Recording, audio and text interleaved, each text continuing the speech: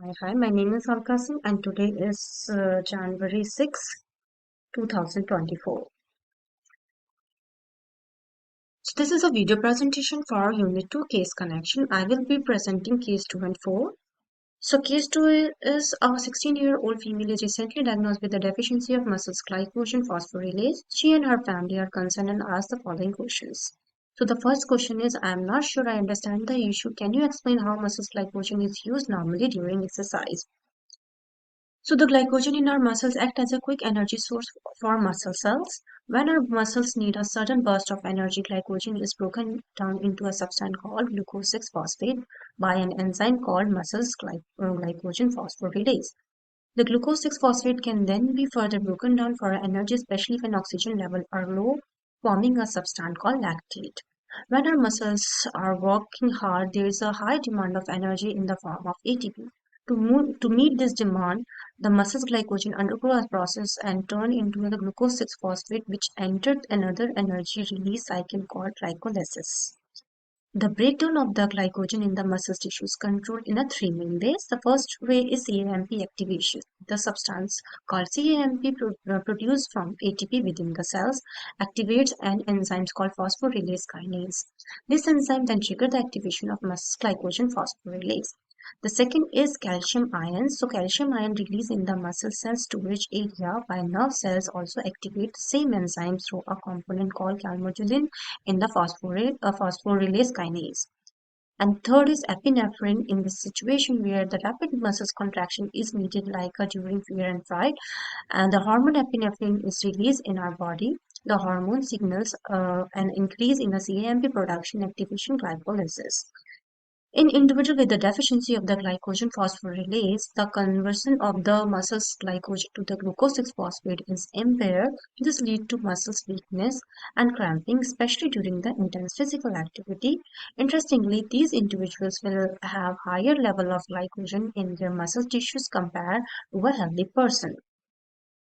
So the second question asked by the patient is, I really like to take a long walks. Will I still be able to do with my friends? So yes, you can take a long walk, but may have to decrease your pace of walking with more frequent rest periods. You are also more likely to have periods of muscle weakness and cramping after relatively lesser exertion during walks compared to your friends. So the third question is, as a result of these deficiency, will I need to get up at night to eat to maintain my blood glucose levels?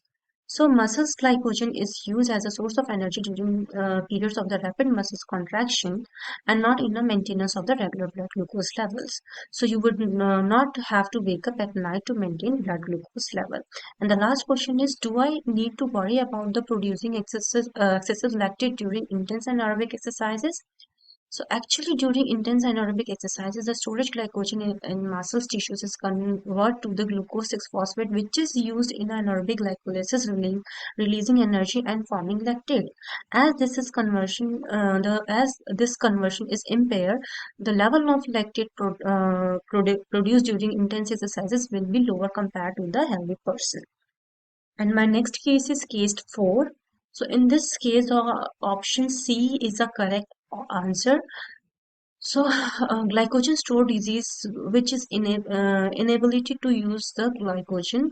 More specifically, the infant sign and the symptoms are due to the deficiency of enzyme glucose 6-phosphate. So, our body need a steady concentration of the blood glucose to serve a constant source of energy, especially for our brain and the red RBCs. There are three main sources of the blood glucose. So the first is the dietary glucose. This source is unreliable as we eat at irregular intervals. And the second is the glyconeogenesis, which is a process by which the glucose is synthesized from non-carbohydrate precursors such as amino acids, cholesterol, and the lactate, which primarily occur in the liver, and it is a slow process and starts slowly in a fasting state. So our body has developed a third reliable, quickly usable source of the blood glucose, which is glycogen, which is a polysaccharide containing branch chain of glucose molecules. It is mostly stored in our liver and muscle tissues. Whenever we eat, the glucose level in our body initially get high, which lead in increase in insulin in the blood. Over the next 2 or 3 hours, the glucose concentration in the blood slowly comes down. The blood concentration of the glucose is maintained by the breaking down of glycogen storage in the liver. Glycogen is also stored in the skeletal muscles, but since the muscles lack like glucose 6-phosphate, it is not released into a bloodstream and does not help in maintaining blood glucose levels. As the blood glucose slowly starts decreasing after a few hours of eating, liver speed up the process of the glycolysis and glycogen formation slow down, leading to increase release glucose in the bloodstream. So glycolysis is in the liver is activated by the glycogen and epinephrine. Glycogen leads to activate of G protein coupled receptor or GPCR, which lead to activation of protein kinase Y cycle AMP. So protein kinase activate glycogen phosphorylase, which breaks the glycogen into glucose 6-phosphate and later into glucose 6-phosphatase, which is broken down into glucose using the glucose 6-phosphate. This process starts a few hours after eating. So this child having a deficiency of glucose 6-phosphate and is not able to break down the glucose 6-phosphate created by the glyconeolysis cycle inside the liver. So she is unable to maintain the glucose levels, leading to above symptoms. So this infant will have severe hypoglycemia because of her inability to convert glycogen into glucose a few hours after feedings, which will cause a variety of symptoms such as lethargy, seizures, and growth retardation. Due to the accumulation of the glycogen, the liver becomes enlarged over time. Also, lactate secreted into the bloodstream is converted to pyruvate, which via process the gluconeogenesis is converted to the glucose in the liver and secreted in the bloodstream. As this process is also impaired, serum concentration of lactate acid increase in the bloodstream. The option A, which is hereditary fructose intolerance. So in this patient with the hereditary fructose intolerance, there is the absence of aldolase B enzyme which break down the fructose 1-phosphate. When we eat fructose, it is converted into fructose 1-phosphate using enzyme fructokinase, which later get converted into glyceraldehyde using enzyme aldolase B. So this glyceraldehyde can then enter glycolysis cycle. These patients have a deficiency of enzyme aldolase B, which leads to fructose 1-phosphate getting trapped into the liver, causing hepatomegaly. These patients can further have fasting hypoglycemia and vomiting, but symptoms are related to the fructose ingestion, which is not the case in this child. So this option is incorrect.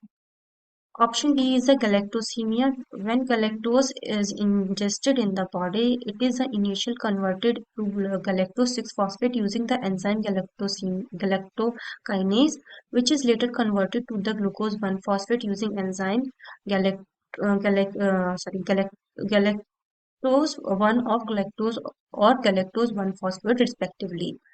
The accumulation of galactose 1-phosphate in the is toxic for the liver, kidney, and the central nervous system.